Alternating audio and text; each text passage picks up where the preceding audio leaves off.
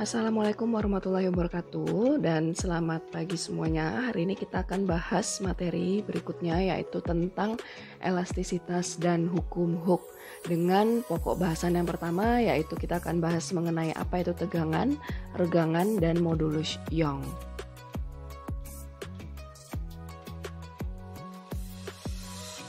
Disajikan aplikasi dari peristiwa sifat elastisitas suatu benda. Salah satu contohnya adalah alat kren ini yang sedang mengangkat beban. Nah, di sini sifat elastisitas bekerja pada tali yang mengangkat. Diameternya akan semakin membesar dan dia akan meregang. Nah, inilah yang bisa membantu mengangkat beban tersebut. Namun beban ini juga harus punya kapasitas tertentu. Semakin besar massa bebannya, tentu tidak sanggup tali tersebut menahan beratnya ya, jadi dia akan kehilangan sifat elastisnya dan dia bisa rusak. Contoh lainnya adalah prinsip elastisitas pada penyangga di jembatan. Nah, di sini sifat elastisitas bekerja gunanya untuk menahan beban-beban yang lalu lalang di atasnya. Seiring berjalannya waktu, maka sifat elastisitas tadi berkurang sehingga jembatan tersebut bisa membahayakan orang yang lewat di atasnya. Maka di sini bisa timbul yang namanya keretakan dari jembatan tersebut. Nah, sekarang kita akan bicara perbedaan dari benda elastis dan benda plastis. Tentu tadi kita sudah menyimak beberapa contoh peristiwa dari benda-benda elastis. Lalu kita juga akan belajar lawannya, bahwa ciri-ciri dari benda plastis itu seperti apa. Oke, kali ini kita akan pelajari dahulu mengenai perbedaan antara sifat benda elastis dan sifat benda tidak elastis atau plastis. Nah, salah satu contohnya adalah pada per ini ya. Jadi, pegas ini mengalami perubahan bentuk atau deformasi setelah diberikan gaya dorong. Nah, sifat benda elastis di sini, apabila ada sebuah gaya diberikan sehingga benda mengalami perubahan bentuk, maka ketika gaya dilepas, pegas masih bisa kembali ke kondisi semula, sehingga ada gaya pemulih yang mengembalikan pegas itu kembali ke wujud semulanya. Contoh berikutnya adalah mengenai benda plastis atau benda yang ketika diberikan sebuah gaya dorong dan dia terjadi perubahan bentuk, maka dia tidak akan kembali ke kondisi awal atau dia akan mengalami perubahan wujud secara permanen. Oke, tadi kalian sudah menyimak penjelasan mengenai perbedaan antara sifat benda elastis dan juga benda plastis. Nah, untuk mempelajari lebih jauh, ini disajikan sebuah karet gelang yang tadinya kita identifikasi dia memiliki sifat elastisitas. Maka ketika karet tersebut ditarik dengan gaya sebesar F, dengan arah yang berlawanan, maka dia akan mengalami peregangan. Nah, gaya tarik ini disebut sebagai gaya tegangan. Kita memberikan stres kepada karet tersebut. Maka dengan adanya pemberian stres, yaitu rumusan dari tegangan adalah gaya yang diberikan dibagi dengan luasan area yang bekerja. Di sini luasannya adalah luasan dari si karet tersebut. Maka dia akan menghasilkan tegangan. Nah, dengan adanya tegangan, maka akan membentuk karet tersebut mengalami perubahan bentuk. Maka dia akan meregang. Nah, selanjutnya untuk ilustrasi yang lebih jelas, disajikan sebuah pegas ketika diberikan gaya tarik ke bawah, maka pegas ini tentu akan meregang. Semakin ditarik lagi ke bawah, ya pegas ini juga akan semakin meregang. Jadi ketika diberikan gaya tarik semakin besar atau gaya F makin besar, maka dia akan meregang semakin jauh.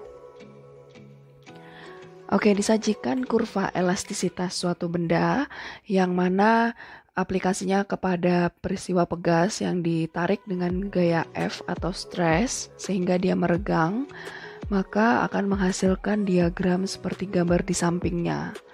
Di sini terlihat ada garis hubungan antara stres dan strain yang linier dari titik O sampai A. Nah, ini merupakan kurva elastisitas benda tersebut. Jadi antara stres dan strain masih linier. Ketika gaya dilepaskan, maka pegas masih bisa kembali ke wujud semula atau ukuran semula. Kemudian sampai ke titik B, maka peristiwa peregangan ini sudah berbeda dengan awalnya tadi. Jadi, sampai di titik B ini adalah titik dari batas linearitasnya. Sehingga ketika semakin besar gaya tarik pegas ini, maka dia akan meregang semakin jauh hingga sampai ke suatu titik yang namanya titik patah. Yaitu di titik puncaknya adalah di titik D. Nah, ketika sudah mencapai titik D, maka pegas ini bisa patah atau rusak. Dia sudah masuk ke dalam kondisi plastis, yaitu benda ini sudah tidak bisa kembali ke wujud semula atau dia mengalami fase rusak. Sehingga dapat disimpulkan yaitu perbedaan antara elastisitas dan benda plastis. Elastisitas ini adalah kemampuan suatu benda untuk kembali ke bentuk semula pada saat gaya luar yang diberikan ke benda dihilangkan. Sedangkan benda plastis adalah benda yang jika diberi gaya akan berubah bentuk, namun jika gaya dihilangkan, benda tidak dapat kembali ke bentuk semula. Kemudian untuk perumusan-perumusan dari materi kita hari ini, yang pertama yaitu mengenai tegangan atau stres. Misalkan tadi sebuah benda ditarik dengan sebuah gaya F pada suatu luasan, maka tegangan ini menunjukkan kekuatan gaya yang menyebabkan perubahan bentuk pada benda, dan tegangan ini adalah perbandingan antara gaya per satuan luas. Simbol dari tegangan biasa disebut sebagai sigma, maka satuan dari tegangan adalah Newton per meter persegi. Selanjutnya adalah regangan. Regangan atau strain. Ketika sebuah benda ditarik dengan sebuah gaya F, maka benda ini akan mengalami pertambahan panjang sebesar delta L. Nah, delta L inilah hasil dari regangan benda tersebut. Jadi, perumusannya adalah regangan merupakan perubahan panjang akhir dibagi dengan panjang awal atau delta L per L0. Regangan tidak memiliki satuan ya.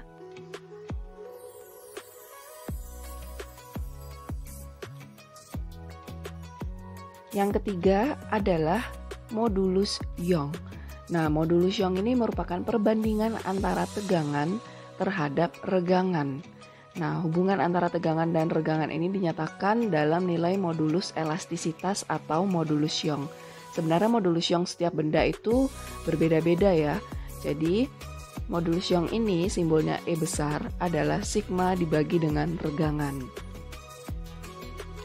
Dengan kita masukkan masing-masing rumus dari tegangan dengan regangan, F per A dibagi dengan delta L per L0 atau L aja, L awal, maka akan menghasilkan persamaan modulus Young adalah F dikalikan L dibagi dengan luasan dikali pertambahan panjang. Jadi modulus Young ini berbanding lurus dengan besarnya gaya yang diberikan. Nah, semakin besar modulus Young, maka gaya yang diperlukan untuk meregangkan benda tersebut juga semakin besar. Berikut ini disajikan modulus Young dari beberapa jenis benda. Ada aluminium, baja, besi, karet, dan seterusnya. Kemudian yang terakhir adalah ringkasan dari kurva elastisitas yang tadi sudah kalian simak di video penjelasan Ibu sebelumnya.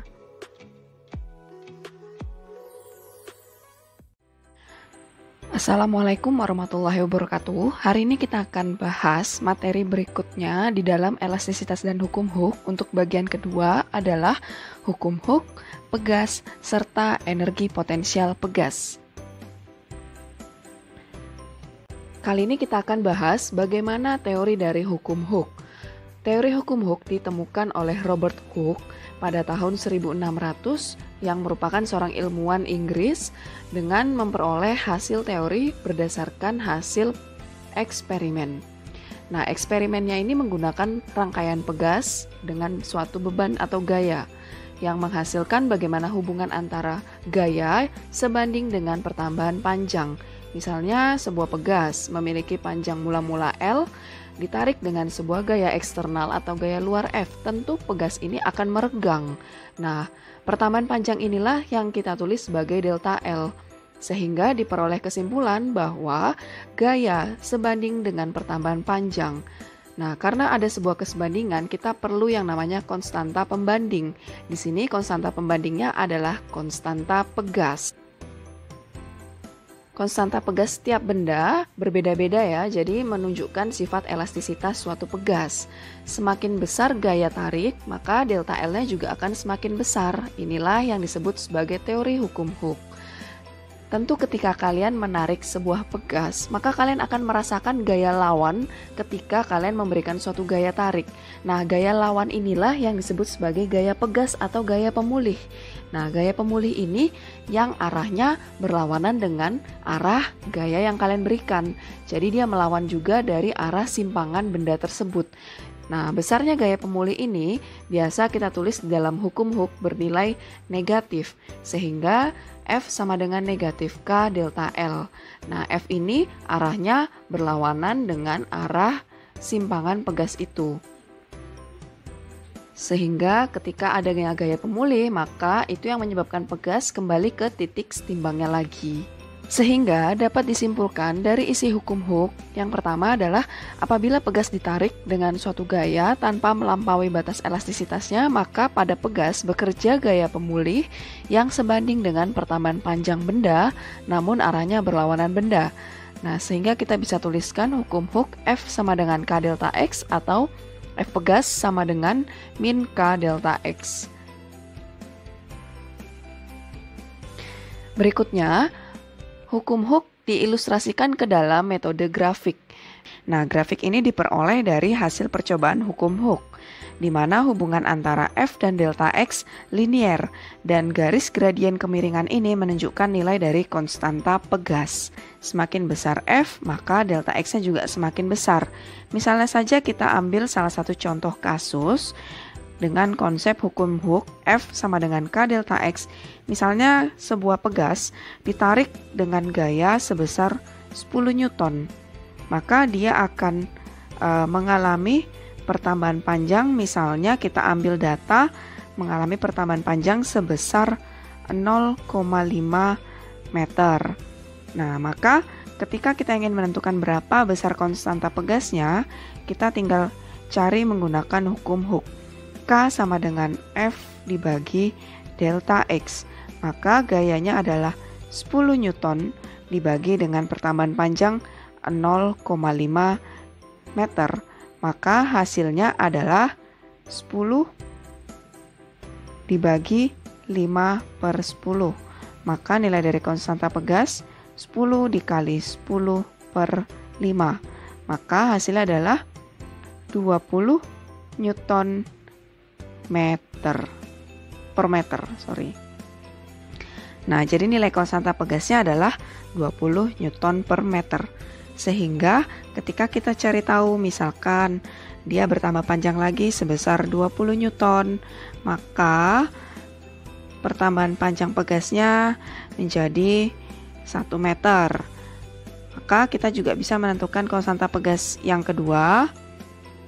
Sama caranya, F-nya adalah 20 dibagi delta S-nya adalah 1 meter. Maka nilainya adalah 20 Newton per meter.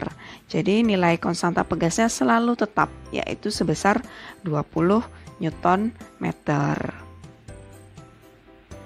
Selanjutnya, kita akan bahas rangkaian pegas. Suatu pegas bisa dirangkai secara seri ataupun paralel. Pegas dirangkai dengan tujuan untuk mendapatkan pegas pengganti dengan konstanta yang sesuai dengan kebutuhan. Yang pertama ada rangkaian pegas seri. Bentuknya seperti ini ya. Jadi ada 2 pegas terhubung dalam satu garis lurus. Kemudian ada rangkaian pegas paralel, yang mana rangkaian pegas paralel berada di 2 tempat yang berbeda. Nah, di sini ada pegas 1 dan pegas yang kedua. Kita akan bahas karakteristik dari rangkaian pegas. Yang pertama kita bahas rangkaian pegas seri. Nah, rangkaian pegas seri ini memiliki satu area kerja yang sama, artinya satu garis lurus yang sama. Kemudian ciri-cirinya, rangkaian seri berfungsi untuk menghasilkan pegas dengan konstanta yang lebih kecil. Dan juga pertambahan panjang yang dihasilkan adalah semakin besar. Nah, ketika kalian menarik pegas ini dengan satu gaya yang sama dari bawah, misalnya ditarik dengan F sebesar 100 Newton dari beban ini ya, misalnya. Nah, maka yang dirasakan baik pegas pertama dan pegas kedua akan merasakan gaya yang sama. Jadi gaya pegas pertama juga merasakan F1 sebesar 100 Newton, begitu juga F2 sebesar 100 Newton. Nah, kemudian kedua pegas ini akan meregang ke bawah. Selanjutnya, pertambahan panjang, tentu setelah pegas ini ditarik, dia akan molor. Nah, pertambahan panjang yang dihasilkan pada pegas ini adalah total dari pertambahan panjang pegas pertama ditambah pertambahan panjang pegas yang kedua. Sekarang untuk menentukan konstanta pengganti dari pegas, jadi dari dua pegas ini bisa dijadikan satu pegas saja yang disebut sebagai rangkaian pegas seri atau konstanta pegas seri. Ini K seri.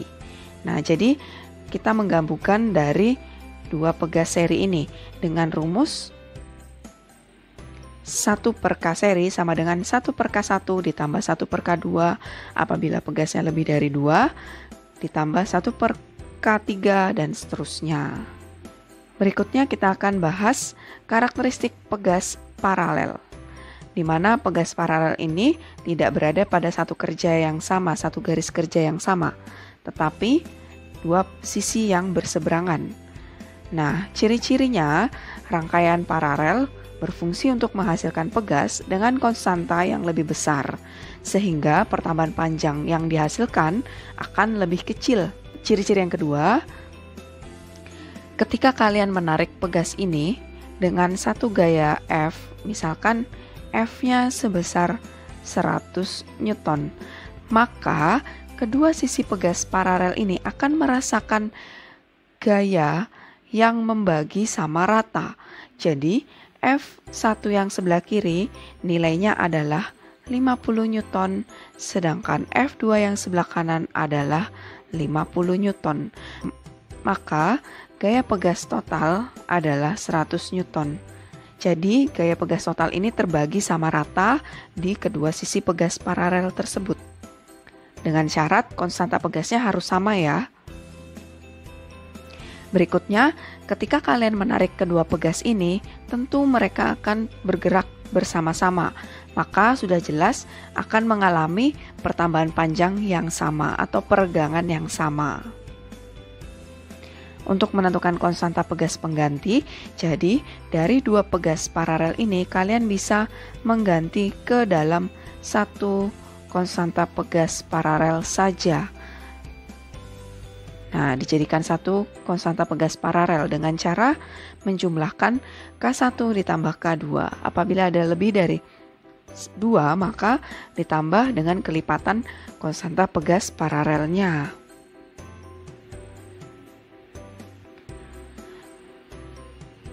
Berikutnya kita akan bahas mengenai energi potensial pegas. Energi potensial pegas dimiliki oleh benda-benda elastis seperti karet dan juga per atau pegas.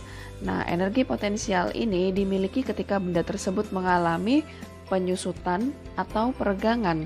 Nah, ketika dia disusutkan sangat maksimal, maka dia menyimpan sejumlah energi potensial yang cukup besar untuk menggerakkan dia kembali ke titik setimbangnya. Begitu juga sebaliknya, ketika pegas ini diregangkan, ditarik secara maksimal, maka dia akan menyimpan sejumlah energi potensial pegas yang cukup besar untuk mengembalikan dia kembali ke titik setimbang. Sama halnya dengan karet, ketika ditarik secara maksimal, maka dia memiliki energi potensial yang maksimal. Begitu juga ketika kalian sedang menarik anak panah. Nah, di sini terjadi peristiwa energi potensial pegas, sehingga berhasil melesatkan si anak panah tersebut. Semakin jauh kalian menarik busur, maka energi potensial yang tersimpan akan semakin besar.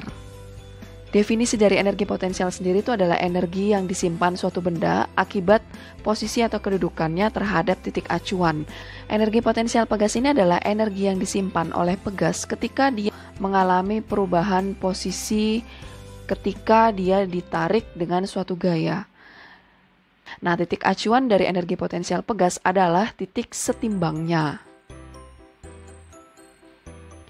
Hasil dari energi potensial pegas, rumusannya diperoleh dari grafik hubungan antara gaya dan pertambahan panjang atau grafik dari hukum Hooke.